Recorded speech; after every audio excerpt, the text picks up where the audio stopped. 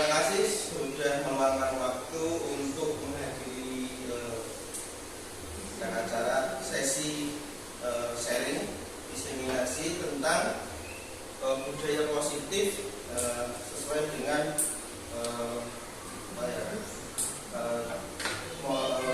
bahasan dalam modul dari Guru Penggerak di modul 4. Di sini saya diberi tugas untuk menyebarkan atau menyebar pemahaman dan menerapkan pengalaman dalam budaya positif. Sebelumnya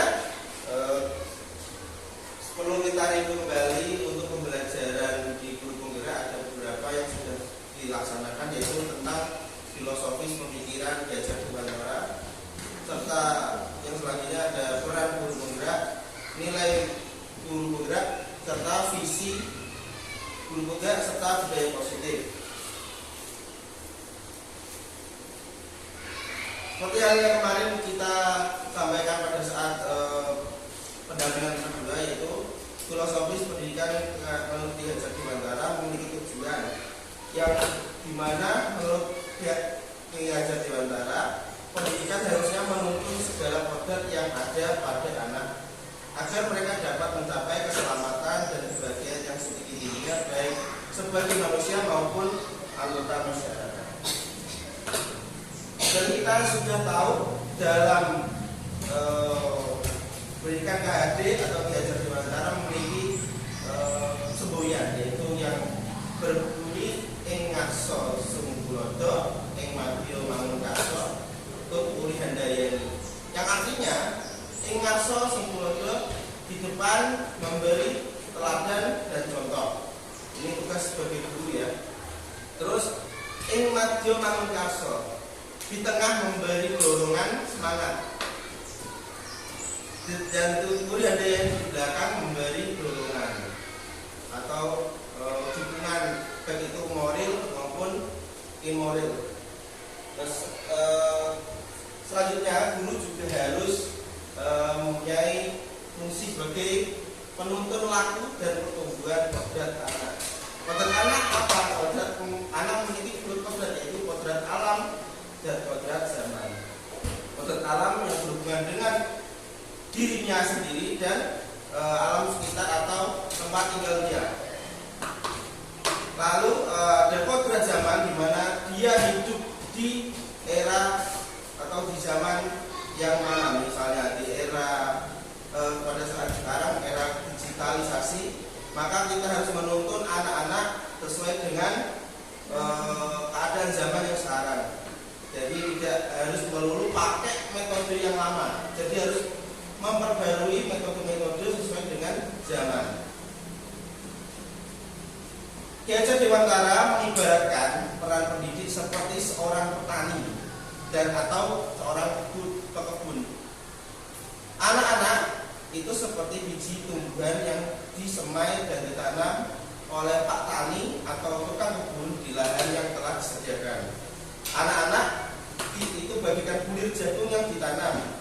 Bila jagung ditempatkan di tanah yang subur dengan mendapatkan sinar matahari dan pengairan yang baik, maka meskipun itu biji atau bibit jagung yang kurang baik atau kurang berkualitas, namun bisa tumbuh dengan baik karena perhatian dan perawatan dari Pak Tani. Demikian sebaliknya, meskipun biji jagung itu disemai oleh Pak Tani adalah bibit yang berkualitas, namun tumbuh di lahan yang gersang, tidak dapat pengairan dan cahaya matahari yang kurang, serta tangan yang dingin, maksudnya tidak ada perhatian, maka biji jagung itu mungkin tumbuh tidak kurang baik atau kurang optimal. Itu sedikit dari review dari filosofi sekali. Adapun dalam Guru Penggerak ini memiliki nilai dan peran. Ini disinkronkan atau diselaraskan terhadap nilai-nilai filosofis pendidikan KHD, yaitu Guru Penggerak itu harus berpihak pada murid, harus mandiri, reflektif, kolaboratif, serta inovatif. Selanjutnya, Guru Penggerak juga memiliki peran, yaitu menjadi pemimpin pembelajaran pimpinan murid, mendorong kolaborasi, menjadi coach bagi guru lain, serta menggerakkan komunitas praktisi. Relevansi nilai dan peran guru penggerak dengan pemikiran Ki Hajar Dewantara adalah dalam konsep pemikiran Ki Hajar Dewantara, pendidikan adalah menuntun segala kodrat yang ada pada anak agar mereka dapat mencapai keselamatan dan kebahagiaan yang setinggi-tingginya sebagai manusia maupun sebagai anggota masyarakat. Untuk mengejawantahkan atau mewujudkan pemikiran beliau, tentu dibutuhkan figur guru yang mampu menuntun, memahami kodrat anak, dan merangkul serta menghambat pada peserta didik sehingga akan mewujudkan keselamatan dan kebahagiaan bagi diri peserta didik sebagai manusia ciptaan Tuhan, sebagai anggota masyarakat. Menengok tujuan pendidikan, program pendidikan guru penggerak, tentu kita sepakat bahwa ada yang diharapkan dari program guru penggerak, ya, tidak jauh dari berbeda dengan tujuan pendidikan menurut Ki Hajar Dewantara. Agar mencapai tujuan tersebut, seorang guru penggerak tentu harus memiliki nilai dan peran yang dapat menunjang terciptanya profil pelajar Pancasila. Profil pelajar Pancasila yang dimaksudkan adalah pelajar Indonesia memiliki kompetensi, karakter, budi pekerti yang terkandung dalam nilai-nilai Pancasila seperti beriman dan bertakwa kepada Tuhan Yang Maha Esa dan berakhlak mulia. Yang kedua adalah berkebinekaan global, mandiri, bergotong royong, serta benar-benar dan kreatif. Oleh karenanya, seorang guru penggerak harus mampu memainkan peran seorang guru penggerak dan menanamkan nilai guru penggerak bagi dirinya sendiri, peserta didik, rekan sejawat, komunitas sekolah, praktisi pendidikan, dan juga komunitas yang lain. Dengan melakukan secara mandiri, kolaborasi, refleksi, dan inovasi, serta berpihak pada peserta didik, maka pemimpin pendidikan Indonesia masa depan akan terwujud sehingga melahirkan profil pelajar Pancasila. Pada kesempatan kali ini, inti dari seminar ini adalah menyebarkan atau menularkan budaya positif. Yang pertama adalah ada perubahan paradigma belajar, disiplin positif, nilai-nilai kebajikan, kebutuhan dasar manusia, motivasi perilaku manusia, posisi kontrol guru, keyakinan kelas, serta segitiga restitusi. Yang pertama, pembelajaran dengan paradigma baru.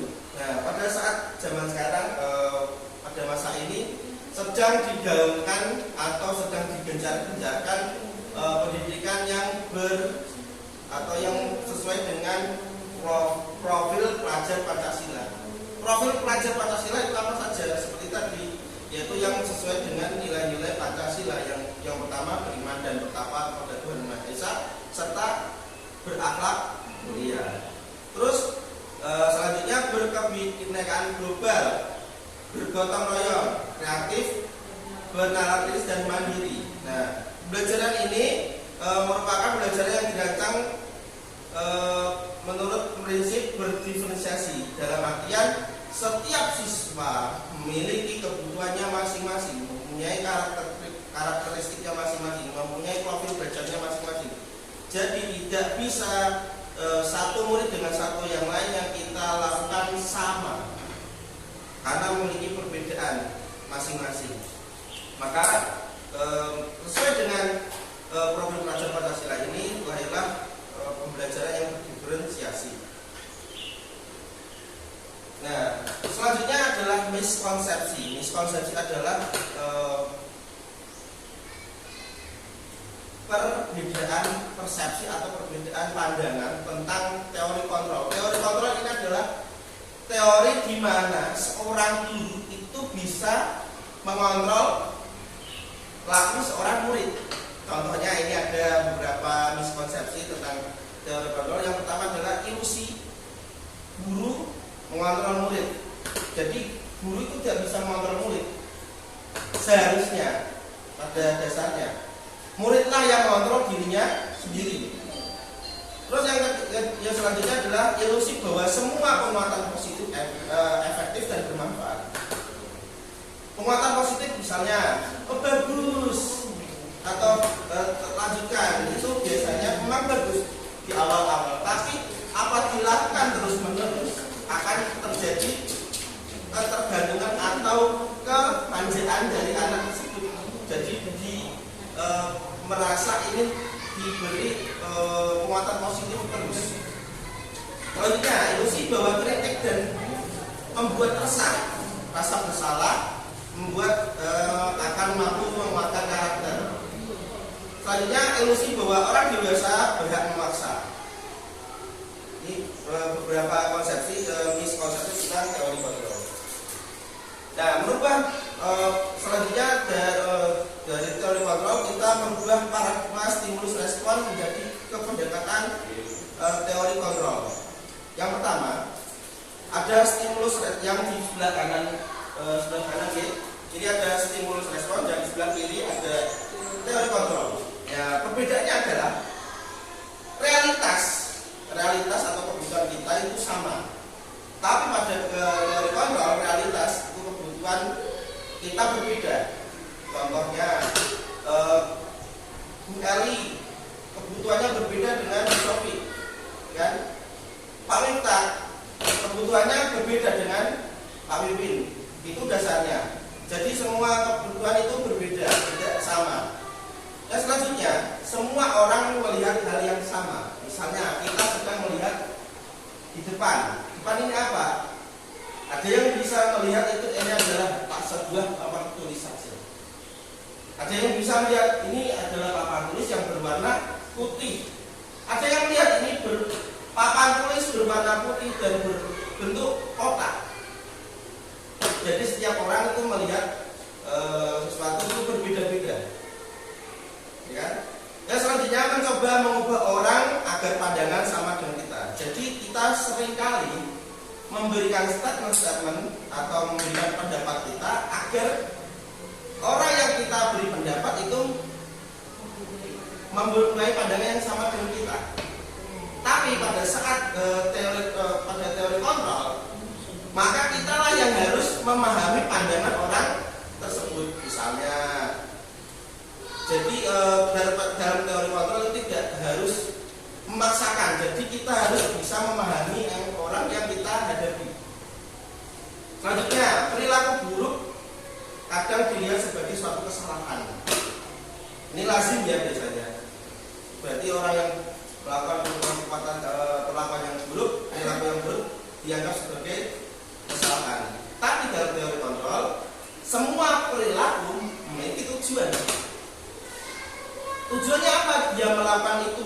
Mungkin karena ingin senang-senang, ingin kebebasan, ingin apa yang paling mendasar adalah ingin bertahan hidup. Nanti kita akan bahas lagi di 5 kebutuhan dasar manusia. Terus yang selanjutnya, orang lain bisa mengontrol saya. Ini salah. Padahal hanya diri kita yang bisa mengontrol diri sendiri, ya. Terus yang selanjutnya, saya bisa mengontrol orang lain. Ini juga salah. Jadi kita tidak bisa mengontrol orang lain. Terus pemaksaan ada pada saat bujukan gagal. Jadi kadang kita membujuk gagal, di akhir kita melakukan paksaan. Ini apabila kita ingin mendapatkan sesuatu, ya. Tapi dalam teori kontrol, kolaborasi dan konsensus menciptakan pilihan-pilihan baru. Terus selanjutnya model berpikir menang atau kalah. Pada teori kontrol tidak ada yang kalah, semuanya menang, semuanya keuntungan. Simbiosis mutualisme. Untuk selanjutnya ada disiplin positif. Nah, disiplin berasal dari kata disiplina yang artinya belajar. Disiplin mengacu pada disiplin diri yang memiliki tanggung jawab terhadap apa yang dilakukan berdasarkan nilai-nilai yang diyakini. Disiplin positif merupakan salah satu cara penerapan disiplin yang bertujuan untuk menumbuhkan kesadaran serta memberdayakan murid tanpa imbalan penghargaan atau reward, ancaman atau hukuman. Sebagai pendidik, tujuan kita adalah menciptakan murid yang memiliki disiplin diri sehingga mereka berperilaku mengacu pada nilai-nilai kebajikan universal dan motivasi intrinsik dalam perubahan perilaku ke arah yang lebih baik. Selanjutnya, untuk nilai-nilai kebajikan adalah nilai-nilai yang disepakati bersama, terlepas dari suku, bangsa, agama maupun latar belakang. Contohnya, nilai-nilai kebajikan yang ada dalam kurikulum Merdeka atau pendidikan kita sekarang adalah yang ada pada profil pelajar Pancasila, yaitu beriman dan bertakwa kepada Tuhan Yang Maha Esa, dan berakhlak mulia, berkebinekaan global, gotong royong, mandiri, kreatif, dan bernama kritis. Ada lagi nilai-nilai kebajikan yang ada pada keterampilan hidup atau life skill. Ada yang pertama adalah dapat dipercaya, tulus hati, mendengar yang aktif, tidak merendahkan orang lain, dan memberikan yang terbaik dari diri. Lalu nilai kebajikan universal seperti keadilan, tanggung jawab, kejujuran, bersyukur, lurus hati, berprinsip, integritas, kasih sayang, rajin, komitmen, percaya diri, sabaran, dan lain sebagainya. Nah, merujuk tadi pada diri kita melakukan kesalahan itu kadang dianggap salah, membuat kesalahan, berperilaku itu dianggap salah. Tapi dalam teori kontrol, melakukan sesuatu itu pasti ada alasannya. Kenapa kita melakukan itu? Nah, melakukan itu pasti ada tahu terhubung dalam kebutuhan dasar manusia. Kebutuhan dasar manusia adalah segala sesuatu yang ingin kita lakukan untuk mendapatkan sesuatu yang kita inginkan. Seluruh tindakan yang kita lakukan memiliki tujuan tertentu. Dan semua usaha yang terbaik kita lakukan adalah dalam rangka agar kebutuhan dasar kita terpenuhi. Kebutuhan dasar manusia ada 5. Yang pertama ada kebutuhan hidup seperti makan, minum, pakaian, tempat tinggal, keamanan dan kesehatan. Selanjutnya adalah kasih sayang dan rasa diterima. Seperti rasa diterima, dipedulikan, rasa berbagi, kerjasama, menjadi anggota dalam kelompok. Selanjutnya ada kebutuhan untuk kebebasan seperti mandiri, memiliki pilihan, mencoba hal baru, mampu mengendalikan arah dirinya. Yang penting mempunyai kebebasan untuk melakukan apa yang dia inginkan. Selanjutnya kesenangan, setelah bebas dia ingin merasa senang. Senang ini bisa dilakukan dengan berbagai cara, yaitu dengan bermain, melakukan humor, antusiasme, ataupun tertawa. Dan kebutuhan dasar yang selanjutnya adalah penguasaan. Ini terkait dengan harga diri. Keinginan untuk dianggap, keinginan untuk memimpin, berprestasi, diakui, dan didengar. Nah, kebutuhan dasar inilah yang mempengaruhi motivasi perilaku manusia yang bisa berasal dari dalam atau intrinsik, atau dari luar atau ekstrinsik. Yang pertama motivasi ekstrinsik dulu, yaitu motivasi untuk menghindari ketidaknyamanan atau hukuman. Lalu untuk mendapatkan imbalan atau penghargaan orang lain. Untuk menghindari ketidaknyamanan ini biasanya dilakukan adalah untuk memang menghindari suatu masalah atau permasalahan yang memang dapat terjadi apabila kita melakukan hal-hal tertentu. Terus mendapatkan imbalan serta penghargaan dari orang lain. Adapun motivasi intrinsik, yaitu adalah motivasi dari dalam, yang dimana untuk menjadi orang yang mereka inginkan dan menghargai diri sendiri dengan nilai-nilai yang mereka percaya.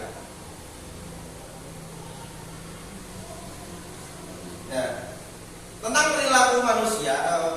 perilaku manusia terdapat 3 hal yang apabila manusia melakukan kesalahan atau perilaku yang tidak sesuai. Yang pertama ada hukuman, yang memang kita mungkin hukuman ini sifatnya tegas,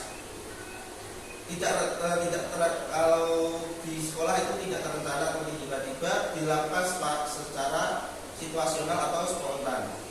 Murid tidak tahu apa yang terjadi atau tidak dilibatkan, bersifat satu arah serta berfokus pada hukumannya berupa fisik atau psikis.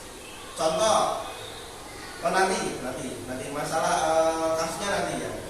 Antara contohnya. Terus yang kedua adalah konsekuensi. Konsekuensi ini adalah akibat dari perilaku, yaitu yang terencana atau disepakati sesuai peraturan.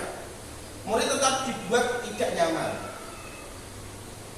Terus selanjutnya sikap guru selalu memonitor murid. Selanjutnya yang sedang disampaikan dalam guru Pemda adalah restitusi, di mana restitusi ini adalah usaha di mana guru harus dapat atau mengembalikan kondisi murid yang melakukan kesalahan atau perilaku yang tidak baik dapat kembali ke kelompoknya dengan keadaan yang lebih baik. Yang itu ya harus menciptakan kondisi murid untuk memperbaiki kesalahan serta proses kolaboratif yang mengajarkan murid untuk mencari solusinya sendiri. Terkait dalam tadi hukuman, konsekuensi dan restitusi, guru memiliki 5 posisi kontrol. Yang pertama adalah penghukum, pembuat rasa bersalah, sebagai teman, pemantau, serta sebagai manajer. Setiap posisi kontrol ini mempunyai ciri khas dan karakternya masing-masing. Kita lihat contohnya, penerapan 5 posisi kontrol. Ada sebuah kasus di mana siswa tidak memakai sepatu sesuai ketentuan. Misalnya kalau di sekolah kita mengharuskan siswa memakai sepatu berwarna hitam, ya. Apabila kita mengambil 5 kontrol, posisi kontrol, yang pertama ada penghukum, di mana contoh hukuman yang kita berikan pada anak adalah berdiri di depan kelas sampai jam pelajaran selesai. Nah, ini contoh penghukum. Kalau kita mengambil posisi kontrol sebagai pembuat rasa bersalah, kita mungkin akan mengucapkan beberapa kalimat seperti ini. Berapa kali Bapak memberitahu kamu jangan mengecewakan ibu atau bapak. Jadi kita membuat si anak atau si murid itu merasa bersalah telah melakukan kesalahan atau melakukan pelanggaran tata tertib. Selanjutnya sebagai teman, mungkin guru juga memang harus sebagai teman, namun harus bisa menempatkan diri pada porsinya, tidak selalu menjadi posisi pada teman. Ciri-ciri sebagai teman ini biasanya ditandai dengan pembiaran atau rasa toleransi yang terlalu tinggi. Berarti yang terlalu berarti kan tidak baik. Biasanya begini, ya sudah, besok jangan diulangi lagi. Namun kalimat ini, posisi ini tidak menutup kemungkinan anak akan mengulangi kesalahannya kembali, karena tidak ada rasa motivasi diri untuk berubah. Untuk posisi kontrol selanjutnya ada sebagai pemantau. Guru ini sebagai pemantau. Ada tata tertib, ada peraturan, ada keyakinan kelas yang ada. Nah, guru ini sebagai penegak peraturan, tata tertib atau keyakinan kelas yang sudah ada.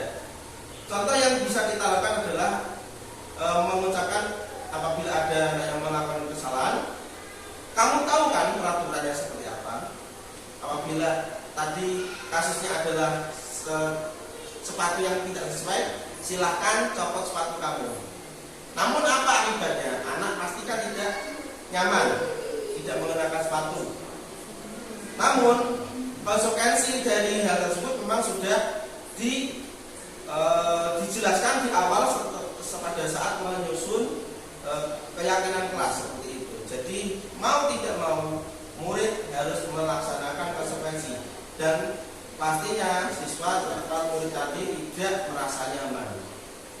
Selanjutnya posisi kontrol yang terakhir adalah posisi sebagai manajer.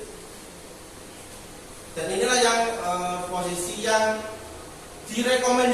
paling direkomendasikan sebagai teori dasar teori kontrol yang harus dimiliki oleh seorang guru.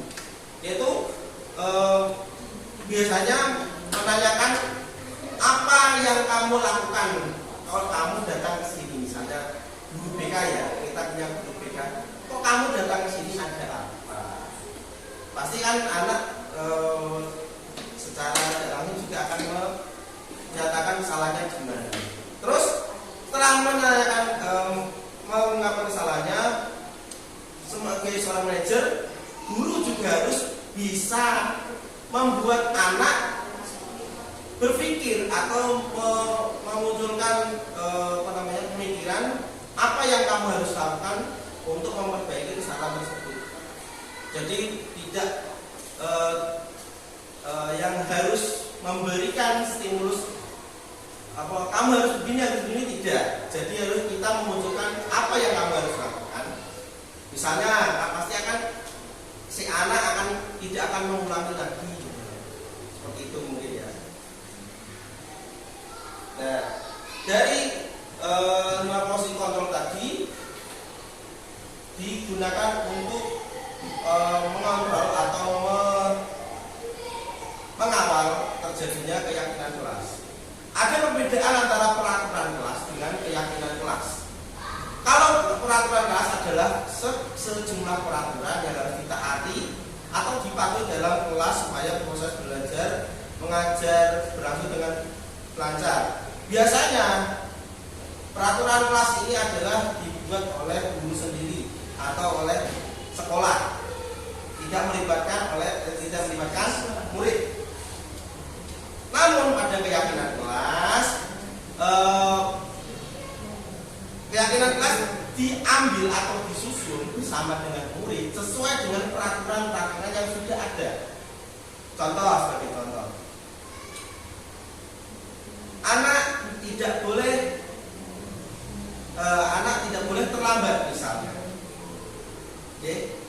Tapi kalau dia keyakinan kelas tidak boleh menggunakan kata negatif seperti dilarang, jangan, tidak boleh. Itu ya. Jadi akan menumbuhkan rasa positif atau pemikiran positif dari siswa tersebut. Inilah yang menjadi yang bisa dikembangkan untuk melaksanakan disiplin positif. Untuk kesempatan kali ini, Bapak Ibu sudah saya bagikan secari kertas. Di mana kertas tersebut silakan Bapak Ibu nanti yang pertama tulis peraturan kelas yang ada di sekolah kita. Satu saja. Oke. Peraturan dulu.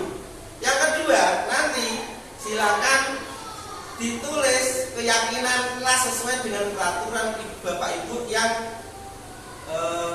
tidak menggunakan kata negatif seperti dilarang, jangan, tidak boleh. Seperti itu nanti bisa ditempelkan di depan.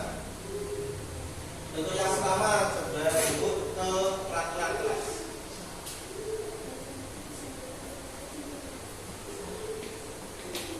Dan di sini nanti keyakinan kelas.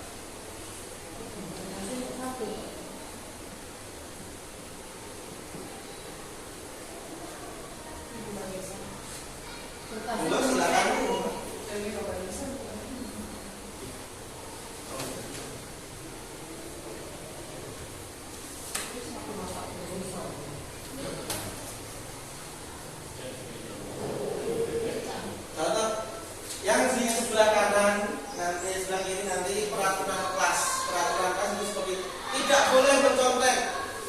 dilarang gaduh, tidak boleh ramai dan lain sebagainya.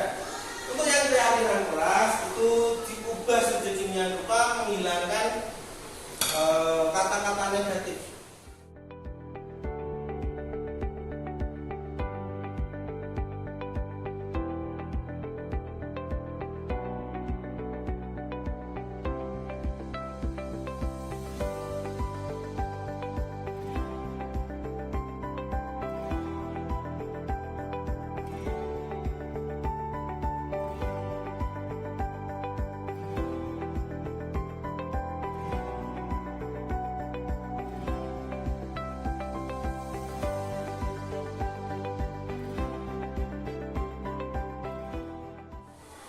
Baik, terima kasih Bapak Ibu sudah meluangkan waktu untuk menuliskan keyakinan terhadap peraturan kelas dan keyakinan kelas. Bisa kita review ya. Untuk yang pertama ada peraturan tidak boleh bagi di kelas. Ini peraturan yang biasa atau yang ada banyak disebut kelas-kelas. Terus yang kedua ada tidak boleh bertengkar di dalam kelas. Dilarang memakai sepatu berwarna-warni.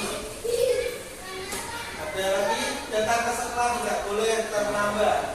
Dilarang mengobrol dengan teman saat mengerjakan saat pelajaran. Terus tidak boleh gaduh sama ya.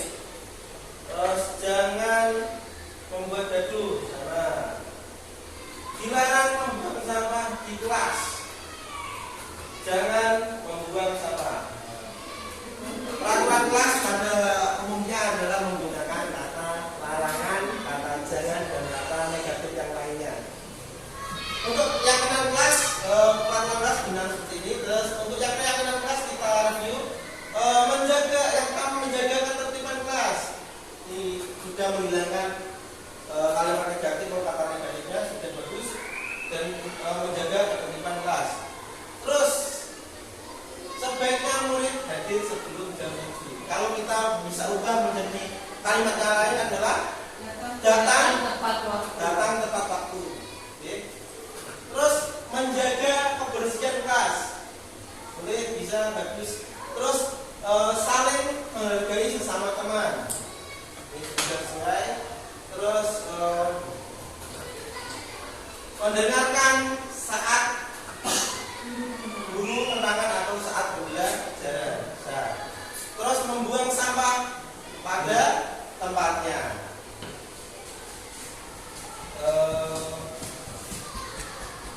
Melaksanakan piket, membantu atau bisa membantu teman yang kesusahan atau membantu teman bisa gitu. Terus memperhatikan dulu sama gitu. Terus menggunakan sepatu sesuai ketentuan. Terus yang selanjutnya ada kerjasama sesama siswa. Oke. Untuk peraturan kelas dan keyakinan Bapak Ibu, terima kasih sudah meluangkan pikirannya, mencurahkan segala pikirannya untuk ikut membuat keyakinan kelas yang memang keyakinan kelas ini harus kita melibatkan siswa. Oke. Jadi siswa bisa mengungkapkan apa yang ada dalam hatinya atau di pikirannya. Jadi kita melaksanakan, kita mendisiplinkan siswa itu sesuai dengan apa yang mereka inginkan. Terus untuk membentuk keyakinan kelas ada beberapa cara, yaitu bersifat abstrak, berupa pernyataan universal, dibuat dalam pernyataan positif sedikit saja agar mudah diingat, sesuai kondisi kelas serta sesuai kondisi kelas dan sekolah sehingga mudah diterapkan. Semua warga sekolah harus dilibatkan dalam membuat keyakinan kelas. Nah, selanjutnya ada segitiga restitusi, yaitu di mana segitiga restitusi ini adalah proses di mana menciptakan kondisi bagi peserta didik untuk memperbaiki kesalahan mereka sehingga mereka kembali pada kelompok mereka dengan karakter yang lebih kuat. Beberapa tahapan yaitu menstabilkan identitas. Seperti pasti kamu punya alasan melakukan kesalahan tersebut. Terus yang kedua adalah memvalidasi tindakan yang salah. Selanjutnya adalah setelah menstabilkan identitas, kita memvalidasi tindakan salah. Pada saat siswa melakukan kesalahan, kita memvalidasi dengan cara menanyakan apakah itu hal yang benar atau sesuai dengan nilai umum dan lain sebagainya.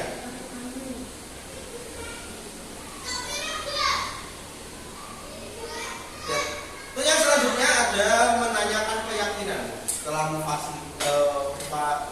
menstabilkan identitas, memvalidasi perbuatan yang salah. Selanjutnya menanyakan keyakinan kelas, apakah kelakuan kamu atau perilaku kamu yang setelah kamu lakukan itu sesuai dengan keyakinan kelas yang kita buat atau tidak. Dengan hal ini, dalam segitiga restitusi, guru tidak menjudge atau memberikan pernyataan bahwa si siswa ini bersalah. Dimana dengan kata lain, dalam segitiga restitusi, guru berusaha mengajak siswa untuk berpikir, untuk menentukan posisi dia seperti apa, kesalahan dia itu benar atau tidak untuk dilakukan. Lalu apa hal yang bisa dia lakukan untuk memperbaiki kesalahannya tersebut. Itulah dimana segitiga restitusi ini perlu dilakukan untuk mengatasi permasalahan siswa. Dalam teori kontrol guru tadi, dalam segitiga restitusi ini diterapkan dalam teori kontrol sebagai posisi kontrol sebagai manajer.